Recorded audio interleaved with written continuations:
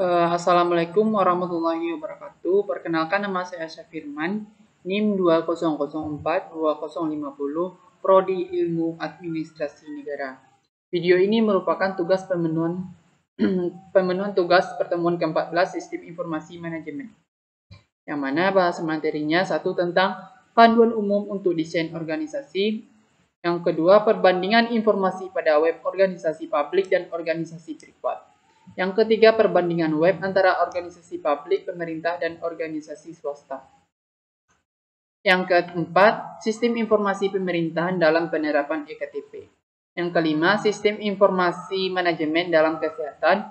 Yang keenam, sistem informasi manajemen dalam pariwisata. Yang ketujuh, sistem informasi manajemen dalam pelayanan atau yang disingkat dengan PTSP. Yang kedelapan, sistem informasi dalam perguruan tinggi. Tahap satu yaitu tentang panduan umum untuk desain organisasi. Tidak ada aturan yang saklek atau model ideal, dan dipastikan ada variasi di dalam organisasi tertentu, namun ada beberapa panduan umum yang dapat dipertimbangkan agar organisasi menjalankan kegiatan yang standar, misalnya seperti burger, pipa besi, dan sebagainya. Yang kedua, perbandingan informasi pada web organisasi publik dan organisasi privat. Satu, organisasi publik. Di lingkungan otorisasi, artinya untuk melakukan sesuatu, organisasi publik terlebih dahulu harus mendapatkan izin atau legalitas. Di organisasi publik, sumber pendanaan dan wewenang diperoleh melalui lingkungan otorisasi tersebut.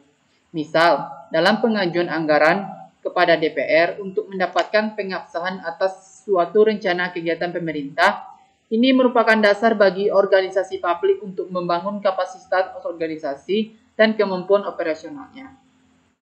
Dalam organisasi publik, proses penciptaan nilai dalam organisasi publik bukanlah didasarkan pada hukum penawaran dan permintaan pasar, melainkan melalui proses birokratis yang izin dari lingkungan otorisasi. Selanjutnya pada organisasi swasta. Dalam lingkungan otorisasi swasta, misal Dewan Komisaris atau Rapat Umum Pemegang Saham yang menentukan pendanaan dan batas-batas wewenang organisasi. Akan tetapi, tentu saja lingkungan otorisasi pada organisasi privat tidak sekompleks organisasi publik. Selanjutnya, proses penciptaan nilai dalam organisasi privat menitik beratkan proses permintaan, naik turunnya permintaan dan penawaran, dan pengambilan keputusan biasanya lebih cepat. Yang ketiga, perbandingan web antara organisasi publik, pemerintah, dan organisasi swasta.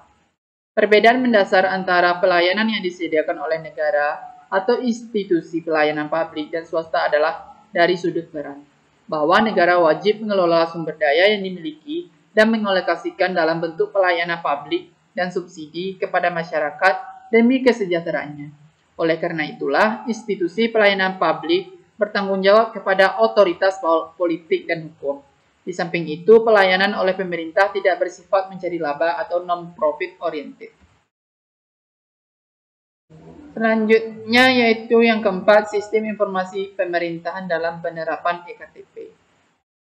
Seperti yang setelah kita tahu, e-government yang diimplementasikan dalam sistem informasi manajemen adalah salah satu upaya dalam rangka memenuhi kebutuhan informasi secara cepat, tepat, lengkap, akurat, dan terpadu untuk menunjang proses administrasi pemerintahan. Pelayanan masyarakat berbeda dengan KTP yang berlaku sebelumnya.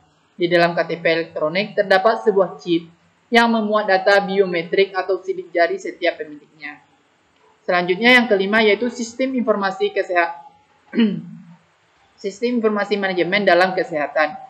Sistem informasi manajemen kesehatan merupakan sebuah sistem mesin pemakai yang terintegrasi yang menyediakan informasi untuk menunjang operasi manajemen dan fungsi-fungsinya.